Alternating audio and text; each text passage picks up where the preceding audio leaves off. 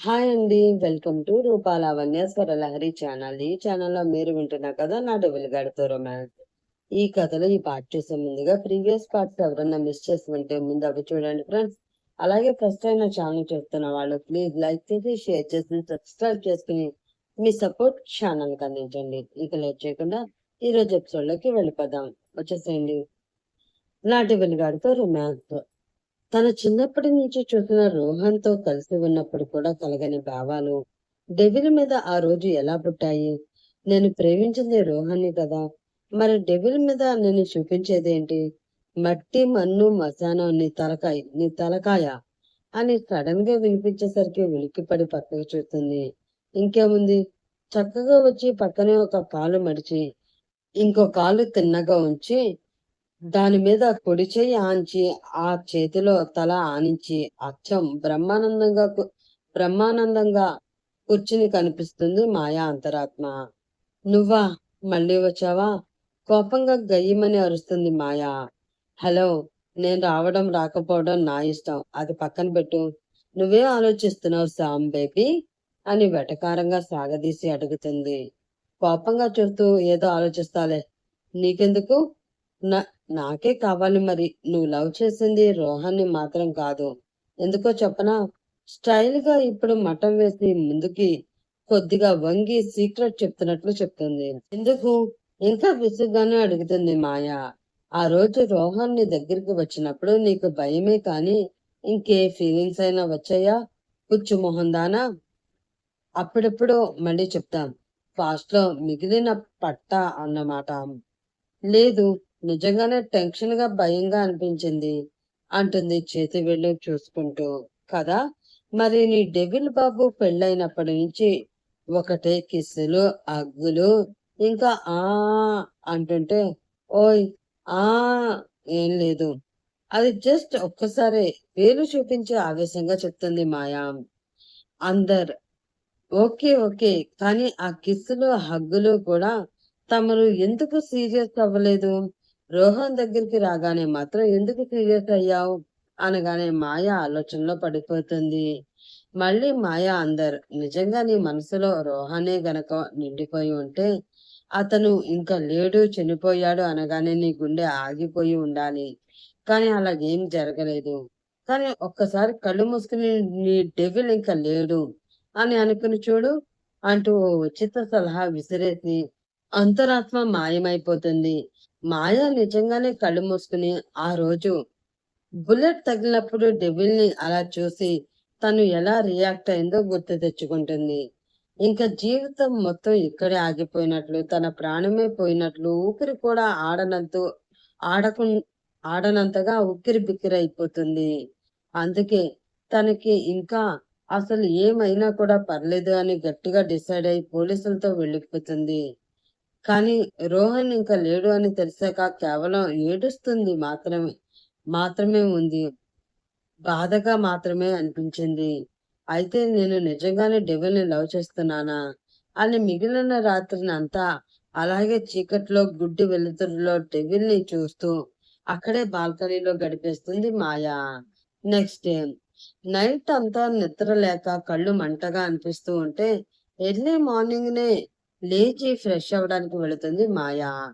చలికాలంలో కిందనే పడుకోవడం వల్ల బుల్లెట్ తగిలిన ప్లేస్‌లో నొప్పి మరింతగా ఎక్కువయ్యి చుట్టూ పట్టేసినట్లు అనిపించి మెల్లిగా లేస్తాడు డెవిన్. అప్పటికే టైం 7 AM అవుతూ ఉంటుంది. కింద నుండి సడన్ గా ఏవేవో అరుపులు గట్టి గట్టిగా వినిపిస్తూ ఉంటాయి. సడన్ గా మాయ కూడా డ్రెస్ చేసుకుని తడి చుట్టూ అలాగే వదిలేసి పరుగున బయటికి వస్తుంది.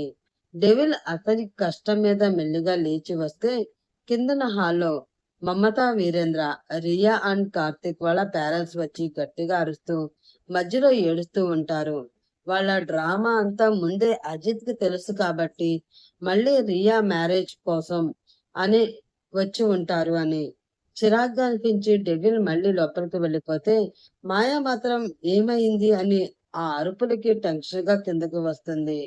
రావడం రావడం మాయాని చూసి వచ్చావా మహాతల్లి? రా అమ్మా రా, నీకోసమే చూస్తున్నాం అంటుంది మమత. మాయకి అర్థం కాక అలాగే చూస్తూ ఉంటే పెళ్లి చేసుకుని నిండా నెల రోజులు కూడా అవ్వలేదు. అప్పుడే కట్టుకున్న మొగుని చంపాలి అనుకునే పెళ్ళాన్ని నిన్నే చూస్తున్నాం.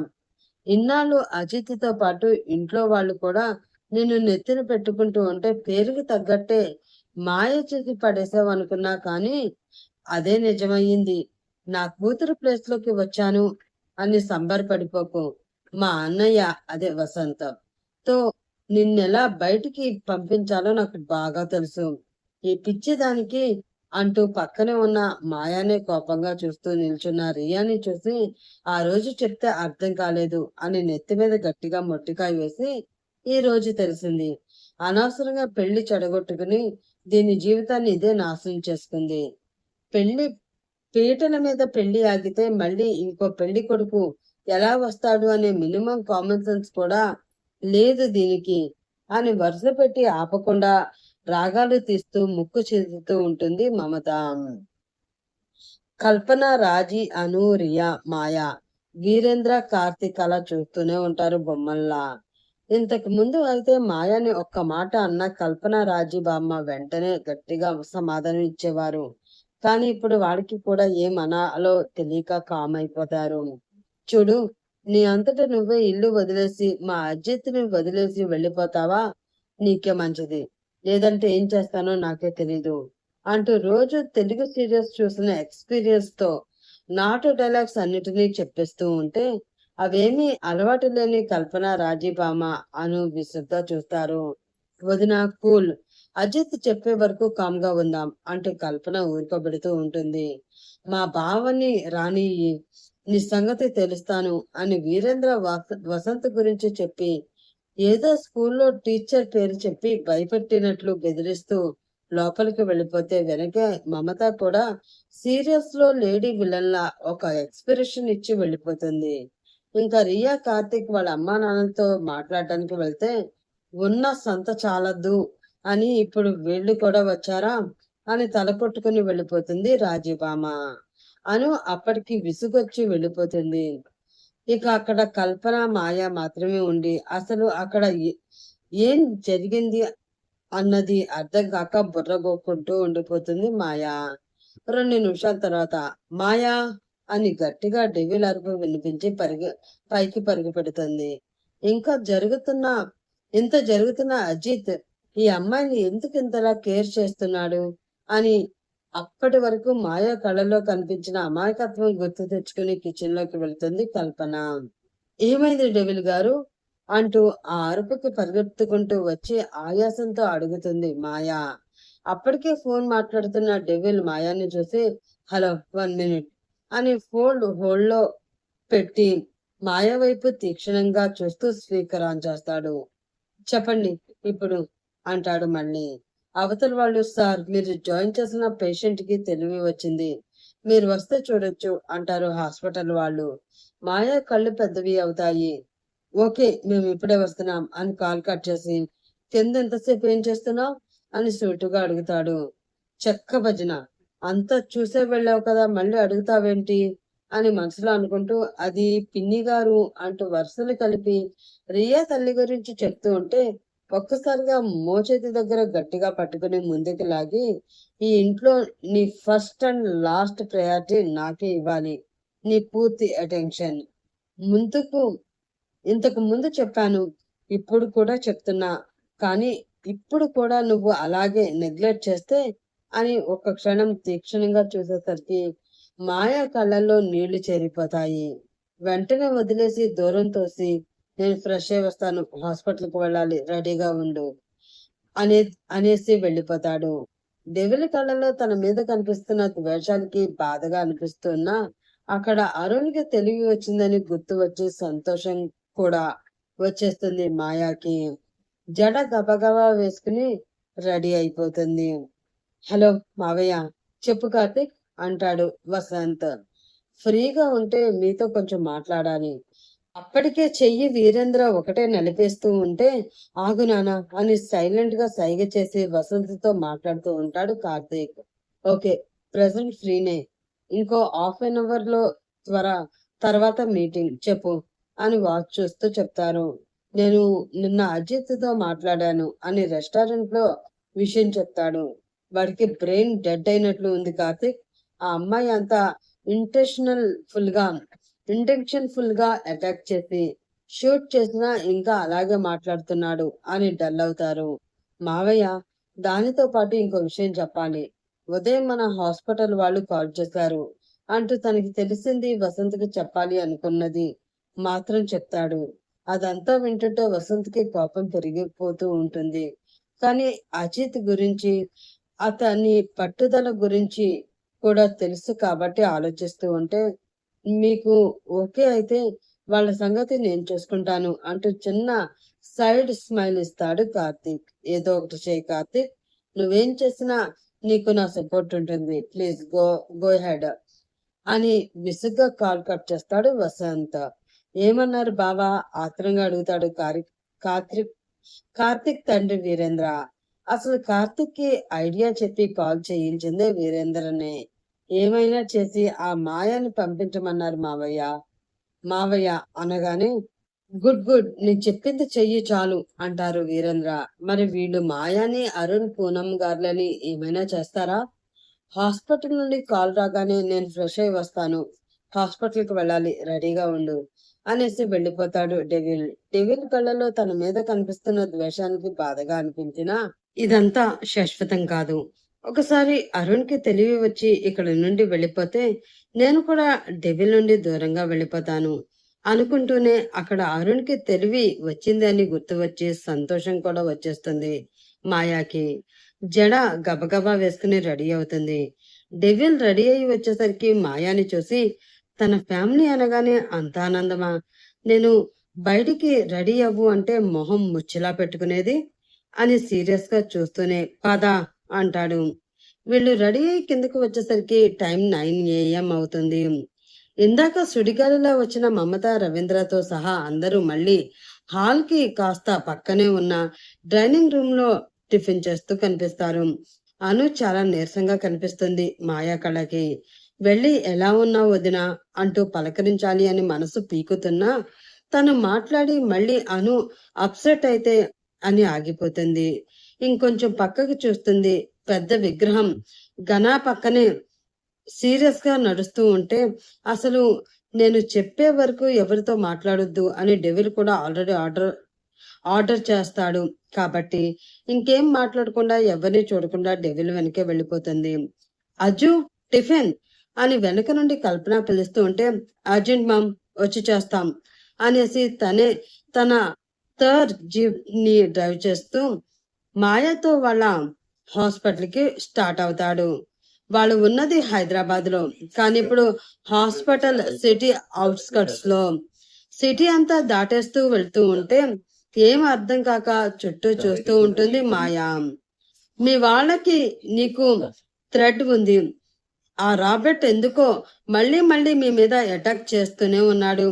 మీ మదర్ని నేను నా వాళ్ళతో తీసుకుని రమ్మని చెప్పాక ఆ రాబర్ట్ మనుషులు అదే నా మీద ఆ రోజు షాపింగ్ మాల్లో అటాక్ చేసిన వాళ్ళు మీ ఇంటికి వెళ్లారు అంటూ మాయ ఏం మాట్లాడకపోయినా తనే తన మొబైల్ ఇచ్చి వీడియో చూపిస్తాడు. అదంతా చూసి మాయ భయపడుతుంది. నిజంగా డెవిల్ కనుక వాళ్ళ అమ్మని అక్కడి నుంచి తీసుకురాకపోయినా, అలాగే అరుణ్ని అక్కడే ముంబై హాస్పిటల్లో ఉంచి వచ్చేసినా ఏం జరిగి ఉండేదో కూడా ఆలోచన చేయలేకపోతుంది. అరుణ్ అసహనంగా తొందరపడి రాబర్ట్ దగ్గరికి వెళ్ళాడు అని తిట్టుకుంటూ ఇప్పుడు మళ్ళీ అరుణ్ డెవిల్ ని చూసి ఎలా రియాక్ట్ అవుతాడో అని భయంగా డెవిల్ నే చూస్తుంది. ఇప్పటికైనా నిజం చెప్పు, నీ హస్బెండ్ అన్నావు కదా, వాడెవడు అని అప్పటికప్పుడే గొంతులో తేడా వచ్చేసి కోపంగా అడుగుతాడు. అప్పటికి చాలా సార్లు అడిగిన మాయ కావాలని చెప్పదు. తన వల్ల రోహన్ పేరెంట్స్ కూడా డేంజర్ లో పడితే అని ఆలోచిస్తూ ఆగిపోతుంది. భయంతో మళ్ళీ చేతి వెళ్ళి చూసుకుంటూ ఉంటే, నేను తలుచుకుంటే ఒక్క గంటలో అన్ని నాకు తెలుస్తాయి. కానీ నిన్నే ఎందుకు అడుగుతున్నాను అర్థమవుతుందా? నువ్వు చేసిన మోసానికి నిన్ను ఈ లైఫ్ లో వదులుతాను అని మాత్రం అనుకోకు. డెవిల్ అంటావు కదా, ఈ డెవిల్ అంటే ఏంటో చూపిస్తాను అని ఒక్కసారిగా గేర్ మార్చి జీప్ స్పీడ్ పెంచుతాడు. జీప్ తో పాటు మాయా గుండె వేగం కూడా పెరిగి అందుకుంటుంది. హాస్పిటల్ రీచ్ అయ్యాక చుట్టూ చూసి సిటీకి అప్పటికే చాలా దూరంగా ఉన్నారని అర్థమయ్యి ఇంత డిస్టెన్స్‌లో ఎందుకు? సిటీలో అయితే బెస్ట్ కదా! అని గొనుక్కుంటూ దిగుతుంది. ఏకంగా నా శాలరీనే లేపేయాలి అని ప్లాన్ చేసి వచ్చిన ఫ్యామిలీ మీది. పోనీలే కదా అని మా హాస్పిటల్‌లో జాయిన్ చేసి మంచి ట్రీట్మెంట్ ఇప్పిస్తున్నా. ఫ్యామిలీ మొత్తం ఇక్కడే సెటిల్ అవ్వాలి అనుకుంటున్నారా? అని సీరియస్‌గా అరుచుకుంటూ నడిచేసరికి వామ్మో! డెవిల్ పోలీస్ వాడే అనుకున్నా కానీ పాము చెవులు అని ఈసారి మనసులో అనుకుంటూ అరుణ్‌ని చూడాలి అని ఫాస్ట్‌గా నడుస్తూ ఉంటుంది. సిటీలో అయితే మీ ఫ్యామిలీకి ఉన్న డేంజర్స్‌కి సెక్యూరిటీ ఎంత ఇచ్చినా కాపాడడం కష్టం. ఆ రాంబట్ ముంబైలోనే పెద్ద డాన్. ఇక్కడ ఇదంతా మనదే కాబట్టి సేఫ్‌గా ఉంటారు అని మళ్ళీ డెవిల్‌నే చెప్తూ ఉంటే అప్పటికి అర్థం చేసుకుంటుంది మాయా. మొత్తం 5 ఫ్లోర్లున్న హాస్పిటల్‌లో లిఫ్ట్‌లో 4 ఫ్లోర్‌లో ఆగి పద అంటూ బయటికి నడిపిస్తాడు డెవిల్. చుట్టూ చూస్తూ అరుణ్ గాని ఇప్పుడు డెవిల్‌ని చూస్తే ఏమంటాడు? ఎలా రియాక్ట్ అవుతాడో? మళ్ళీ కోపం ఎక్కువయ్యి కోమాలోకి వెళ్ళిపోతే? అసలు ఆ రోజు ఎందుకు ఏడుస్తూ కాల్చాడు? నేను వద్దు అన్నా ఎందుకు వినలేదు అని కళ్ళలో నీళ్లు బయటికి ఆగకుండా వచ్చేస్తూనే ఉంటే చున్నీతో తుడుచుకుంటూ డెవిల్ వెనక్కి వెళ్తుంది. ఆ ఫ్లోర్‌లో పెద్దగా జనాలే ఉండరు. కింద గ్రౌండ్ ఫ్లోర్‌లో మాత్రం చాలా మంది నర్సులు, పేషెంట్లు ఉండడం చూస్తుంది. ఇక్కడ ఎవరు లేకపోయేసరికి అరుణ్ కోసమే స్ట్రిక్ట్‌గా సెక్యూరిటీ కోసం అలా పెట్టాడని చూసిన వెంటనే అర్థమయ్యి అతన్నే చూస్తూ నడుస్తుంది. ఆ చూపులో బాధ, కోపంతో పాటు అంతలా మోసం చేసిన ఇంకా ప్రేమ చూపిస్తుంటే ఏమనాలో తెలియని భావాలు తనలో. సడన్‌గా ఒక రూమ్ ముందు ఆగి వెళ్ళు అన్నట్లు చూస్తాడు. ఎర్రగా అయిపోయిన కళ్ళు, ముక్కు గబగబా తుడిచేసుకుని గట్టిగా ఊపిరి వదిలి డోర్ హ్యాండిల్ మీద చెయ్యి వేసి మళ్ళీ వెనక్కి డెవిల్‌నే చూస్తుంది. బుల్లెట్ తగిలిన గాయం అతనికి ఇంకా పూర్తిగా మానదు. రోజు ఏదో ఒక టైంలో గాయం రేగుతూ, ఇప్పుడు కూడా కంటిన్యూగా చాలా దూరం డ్రైవ్ చేస్తూ రావడంతో నొప్పికి అక్కడే బయట ఉన్న చైర్‌లో మెల్లిగా కూర్చుంటూ ఉంటాడు. నొప్పి అని మాయకి అర్థమవుతూనే ఉంటుంది. ఒక్క క్షణం దగ్గరికి వెళ్లి పట్టుకోవాలి, మెల్లిగా కూర్చోబెట్టి సాయం చేయాలి అనిపించినా మరుక్షణం అతని కళ్ళల్లో కనిపించే కోపానికి, ద్వేషానికి ఆగిపోయి మెల్లిగా రూమ్‌లోకి వెళుతుంది. డోర్ ఓపెన్ చేసుకుని లోపలికి వెళ్ళిన మాయకి బెడ్ మీద పడుకుని కొద్దిగా కదులుతున్న పూనం గారు కనిపిస్తే తెలివి వచ్చింది భయ్యాకి కదా అని మా అంటూ ఏడుస్తూ పరిగెడుతుంది. అప్పటికే పూనం గారికి తెలివి రావడం, మాటలు కూడా మాట్లాడడం చేస్తూ ఉంటారు. చేతులు కూడా కదపగలరు. కానీ లేచి నిల్చుని చాలా నెలలవడంతో కాళ్ళు ఇంకా పూర్తిగా కదల్చలేకపోతూ ఉంటారు. మాయ గొంతు ఏడుపు విని మళ్ళీ లేచి ఒక్కసారిగా గట్టిగా శామ్ అని గట్టిగా అరిచి పట్టుకుంటారు. మాయ కూడా మమ్మా అని గట్టిగా ఏడుస్తూనే ఉంటుంది. కూర్చుని 2 క్షణాలు కాక 2 క్షణాలు కూడా కాకముందే మాయ ఏడుపు విని ఎందుకో గుండె అంతా పట్టేసినట్లు అరిచేసరికి ఇంకక్కడే ఒక్కడే ఉండలేక మళ్ళీ నొప్పి వస్తున్నా గబుక్కన లేచి రూమ్‌లోకి వస్తాడు. వచ్చేసరికి ఇద్దరు గట్టిగా హత్తుకుని ఏడుస్తూ ఉంటారు. మెల్లిగా ఏం మాట్లాడకుండా వచ్చి కాస్త వెనకగా నిల్చొని చూస్తూ ఉంటాడు.